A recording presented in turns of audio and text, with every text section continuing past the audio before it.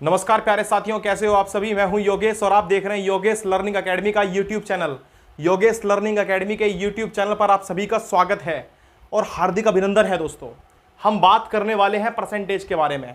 इससे पिछली 8 वीडियो जो हैं डिस्क्रिप्शन में उनका लिंक आपको मिल जाएगा, वहां जाकर के आप हर वीडियो को अच्छी तरह से देख सकते हो और बेहतरीन तरीके से लुत्फ उठा सकते हो इन क्वेश्चंस का। तो बहुत ही बेहतर ये क्वेश्चन होने वाले हैं। कोई भी कॉम्पिटिटिव एग्जाम आपका होने वाला हो, उन सभी के लिए बहुत ही बेहतरीन सी शानदार ये वीडियो है। तो दोस्तों, आज ये क्लास नंबर 9 रहेगी और शुरुआत करते हैं फर्स्ट क्वेश्चन से। पहला क्वेश्चन देख लीजिए, आपको स्क्रीन पे नजर आएगा। पहला क्वेश्चन क्या कहता है? पहले क्वेश्चन में लिखा हुआ है दो संख्याएं तीसरी संख्या से 32% और 20% कम है। पहली संख्या दूसरी संख्या का कितने प्रतिशत है, ये आपको ज्ञात करना है। 3 संख्याएं आप कंसिडर कर सकते हो, ए, बी एंड सी। कह रहा है जो सी है ना, उसको आप अगर 100 मान लो, तो ये जो आपका ए है ना, ये इससे 32% कम है। इसका मतलब ये कितना रहेगा? 68। आपको 32 कम कर लेने हैं 100 में से, मतलब माइनस कर लेने, तो कितना बचेगा? 68। जबकि जो बी वाली है वो सी वाली से 20% कम है। इसका मतलब 100 से 20 कम, यानी 80। अब दोस्तों, इन्होंने पूछा है कि ये जो ए है ना, वो बी का कितने प्रतिशत है। ए संख्या बी संख्या का कितने प्रतिशत है। कैसे करोगे? आप हमेशा जिस संख्या को पूछा है उसे ऊपर रखिए और जिससे पूछा है उसको नीचे रखिए। इनटू में 100 करके परसेंटेज का साइन लगा दीजिए भाई। यहां से आप इसको कैंसिल कर सकते हो। देखो कैसे कैंसिल करोगे? 0 से 0, 2 से ये कैंसिल हो जाएगा आपका 4 बार और 2 से 10 कैंसिल हो जाता है 5 बार। अब आप 4 से इसको कैंसिल कर सकते हो। 17 चौक 68, 17 बार, और 17 पंजे होते हैं 85, 85। यानी कि 85% जो है वो संख्या ए है, किसका? बी का। उम्मीद करता हूं क्वेश्चन आपको जरूर समझ में आएगा। चलिए अब बात करेंगे अगले क्वेश्चन के बारे में। सेकंड क्वेश्चन देख लीजिए क्या कहता है।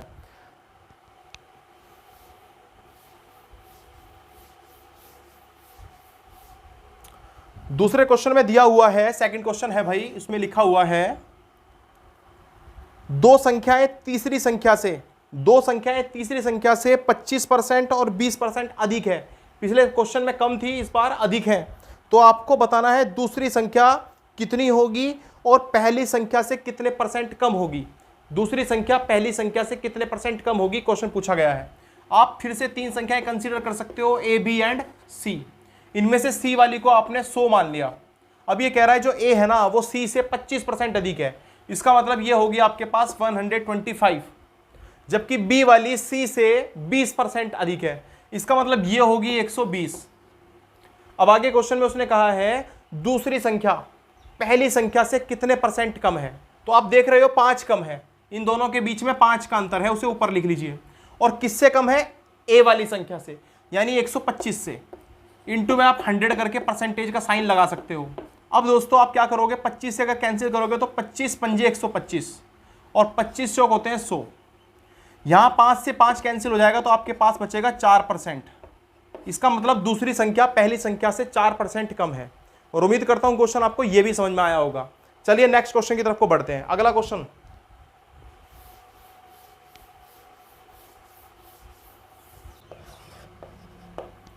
चलिए क्वेश्चन नंबर 3 देख लीजिए क्या कहता है। क्वेश्चन नंबर 3 में लिखा हुआ है दो संख्याएं तीसरी संख्या से 25% और 60% अधिक है।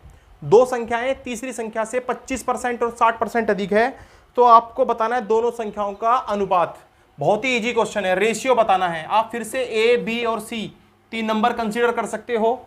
इनमें से सी वाली को आपको 100 मान लेना है। उसके बाद इन्होंने बोला है कि पहली संख्या तीसरी संख्या से 25% अधिक। इसका मतलब ये हो गया 125। और जबकि दूसरी संख्या तीसरी संख्या से 60% अधिक, इसका मतलब ये हो गया 160। तो दोस्तों आप देख पा रहे होंगे, अब पूछा गया है क्वेश्चन में इन दोनों का रेशियो, ए का और बी का, दोनों संख्याओं का रेशियो पूछा है। आप कैसे करोगे? 125 रेशियो 160। अब अगर मैं इसको 5 से कैंसिल करता हूं तो 5 दूनी 10, 5 पंजे 25, और 5 से इसको कैंसिल करते हैं तो 5 तिया 15, 5 दूनी 10। यानी इनके बीच में जो रेशियो आएगा वो आएगा 25 रेशियो 32। और ये आपके क्वेश्चन का बिल्कुल सटीक आंसर रहेगा। उम्मीद करता हूं क्वेश्चन आपको जरूर समझ में आया होगा। और दोस्तों अगर वीडियो अच्छी लग रही है तो वीडियो को लाइक कर दें, और जिन भाइयों ने अभी तक भी चैनल को सब्सक्राइब नहीं किया है वो कृपया चैनल को सब्सक्राइब कर दें, ताकि बेहतरीन सी इसी प्रकार की वीडियो मैं आपके सामने लगातार प्रस्तुत करता रहूं। लगातार बेहतरीन जो ट्रिक है, बेहतरीन जो मेथड है, वो आपके सामने डिस्कस होते रहें। तो चलिए बात करते हैं अगले क्वेश्चन के बारे में।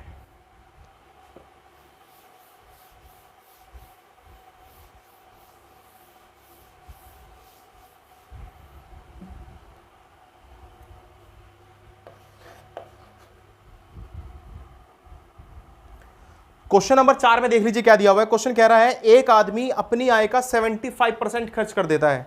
एक आदमी अपनी आय का 75% खर्च कर देता है।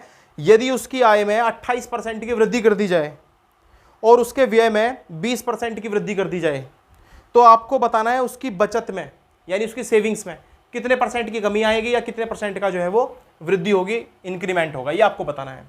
आप ऐसे क्वेश्चनों को जब भी करते हो तो आपको यहां पर ले लेना है इनकम, फिर आप ले लेते हो ई का मतलब होता है एक्सपेंडिचर यानी खर्चा, और तीसरे नंबर पर आप ले सकते हो सेविंग। ये तीन आपको अच्छी तरह से याद रखना है।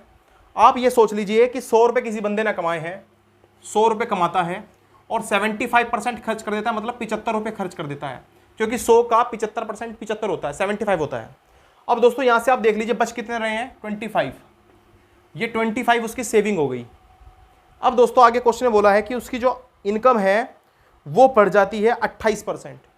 100 का जैसे 28% करोगे तो ये हो जाएगा 128, यानी उसकी इनकम 128 हो जाती है। ऐसा करने से उसका जो खर्चा है उसमें 20% की वृद्धि होती है।